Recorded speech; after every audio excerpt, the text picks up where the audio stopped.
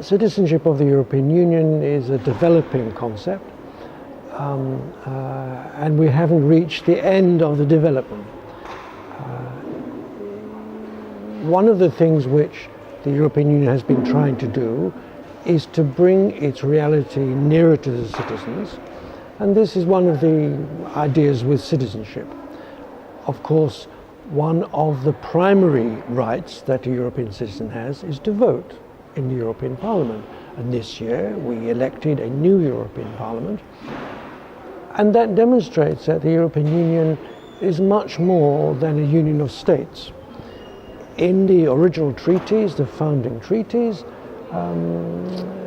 it began with a declaration saying that we want an ever closer union of people, not of states. So the basic idea is about human beings, and we're trying to develop the idea of citizenship. It's true that in order to obtain European citizenship, you have to be a national of a member state.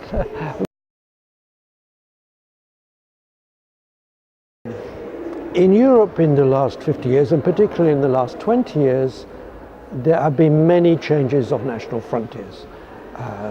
New states have been created, particularly after the disintegration of the Soviet Union and later the disintegration of Yugoslavia. So the creation of new states, the separation of old states into new ones, it's happening a lot.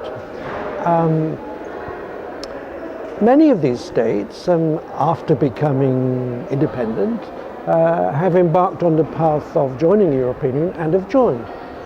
In the last 10 years, the European Union accepted 13 new states, and 7 of those states had recently gained or regained their independence. So we have a certain experience.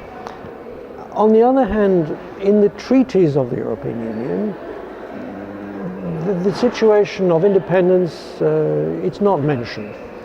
Nothing in the European treaties mentions the right to decide or the right of self-determination.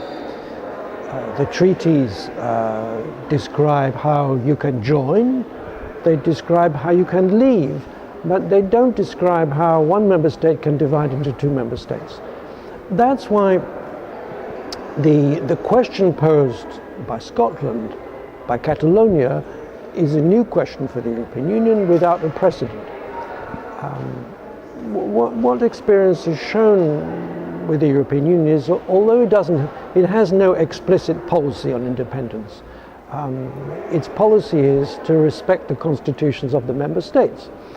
And that's an important consideration in respect of Spain and Catalonia and the Basque Country. None of the member states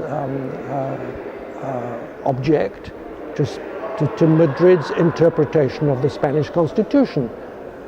After all, they don't want Madrid to interpret their national constitutions, so you can't expect the European Union and the other countries to interfere directly in the matter.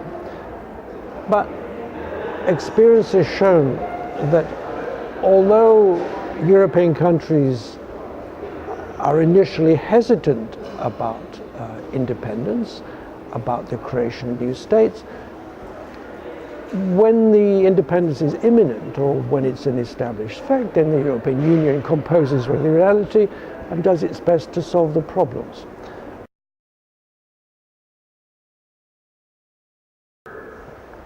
It's very difficult for European politicians to know when it is useful and necessary to intervene in other affairs.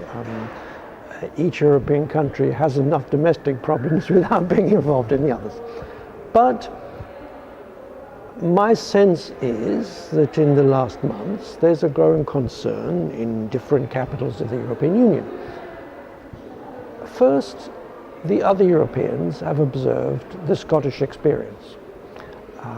In the case of Scotland, the European Union was neutral. It kept more or less silent and waited for the Scots to give a result.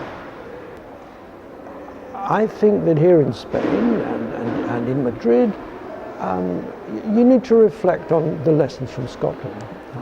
One of the lessons is that wanting the right to decide is not the same thing as wanting to be independent.